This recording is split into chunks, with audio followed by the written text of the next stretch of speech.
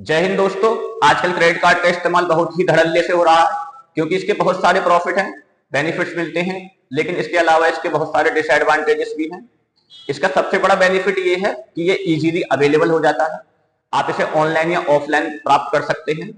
इसके अलावा 30 दिन से लेकर 50 दिन तक आपके लिमिट के अनुसार आपको लोन मिल जाता है, वो भी बिल्कुल इंटरेस्ट फ्री होता है।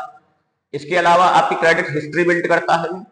ये मान लीजिए आपको फ्यूचर में कोई बड़ा लोन चाहिए तो आपको छोटे छोटे ट्रांजैक्शन से क्रेडिट हिस्ट्री बिल्ड होती है, आपका क्रेडिट स्कोर बनता है जिससे आप फ्यूचर में बड़ा लोन ले सकते हैं।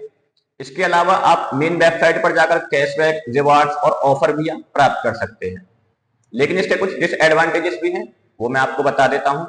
यदि आप मान लीजिए समय से बिल पे नहीं कर पाते हैं कभी, तो उसमें आपको 30% का इंटरेस्ट लगता है। और यदि मान लीजिए आप क्रेडिट कार्ड को ले जाकर एटीएम से कैश निकालते हैं तो वहां पर भी आपको कई सारे चार्जेस देने पड़ते हैं। इनमें एक चार्ज होता है AMC, annual maintenance charge. Annual maintenance charge भी आपको भरना पड़ता है अपने क्रेडिट कार्ड पर। क्रेडिट कार्ड की सबसे बड़ी डिसएडवांटेज जो है वो ये है कि आपको जिस चीज की जरूरत नहीं भी होती है, क्रेडिट कार्ड होने के बाद आप उस चीज को भी खरीद लेते हैं। और मान लीजिए यदि आपने 10 लाख से ऊपर की एक साल में बिल पे किया है तो आपके पास, और आप आईटीआर नहीं भरते हैं तो आपके पास इनकम टैक्स डिपार्टमेंट से नोटिस भी आ सकता है। आप आईटीआर नहीं भरते हैं तो उसमें आपसे पूछा जाएगा कि आप 10 लाख से ज्यादा का पैसा ये कहां से आया। यदि आप नहीं बता पाते हैं तो आपको उस 10 लाख को इनकम मानकर उस पर इंटरेस्ट और पेनल्टी भी लगाई जा सकती है। वीडियो अच्छी लगी हो तो शेयर और सब्सक्राइब कर दीजिएगा। जय हिंद, जय भारत।